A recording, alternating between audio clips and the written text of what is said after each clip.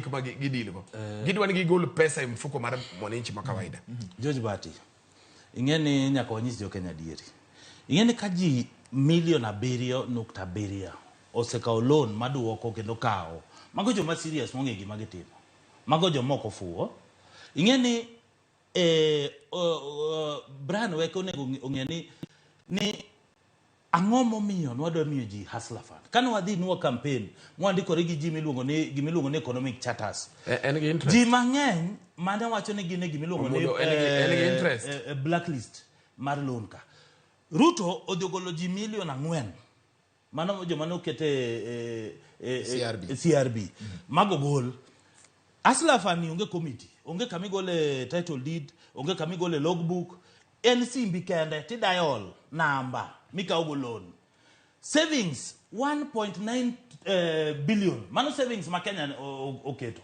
Ingeni ma progress mwadwaro waketo gimiluongo ni digital. Koro gin ko giwinji gin gimar ji miyo ji 6,000 cha. Gin pod gin gigop jo Kenya, gimiyo ji goyi mar 6,000 mane giwacho cha. Lakini plan wani en plan matiyo nikech milion 7 jo Kenya milion 7 ogin jo mayot. In fact, okonego benuwa campaign.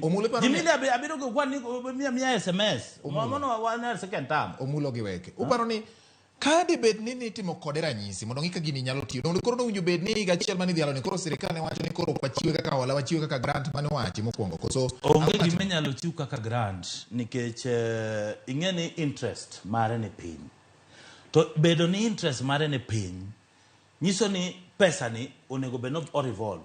Okodeni wakaw pesa mar taxpayers money wamiyo jo Kenya to pesa no lal kaka en. Ngeni wadwaro pesa mako chul to nitie interest maduogo. Koro pesa ni iyudo ka capital nitie minyalo mi jo piny. Koro ibro mede kaka omedore. Mane imiyo president owacho no odhi medo pesa no kaka dhi. Lakini gima mora ni weke gino keto watesre nikech gidwaro ni government uti maber.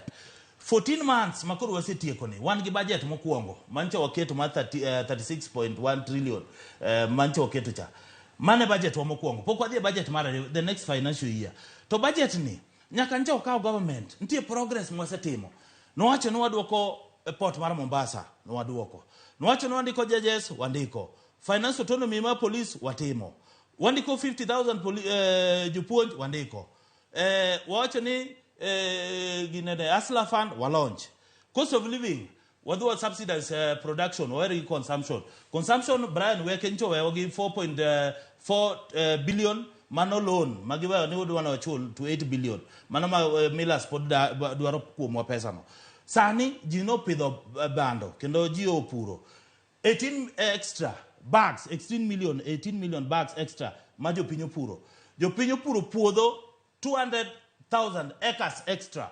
Mano nyiso ni sani kidhi kata na supermarket mogo owuok 200 bogo duogo 145. Sani weke onego nyiso ni gima problem mantie mane government mambo kigino go koken mar fuel. Ne watero gi wach mar natko. Nikech nja gi dhi ndara giwacho ni mondo ji dhi owuo. Kani dhi wuo kacha weke gino dhi chamo nyo gimuodo nyo gi chai gichamo gi mandas. Watch mar negotiation mar cost of living otamogi. Okay. Giluongo ndungu nyiso gi kaka economics mar Kenya ringo gi gima onego benu watimo. Koro sani anyalo nyisi status mar government kaka en. Government osechulo 300 million US dollars mar Eurobond. Ma Eurobond en 2 billion US dollars. 60 billion mar fuel ma pod wachulo G2G government. Okay. Mano pesa mancha giweyo.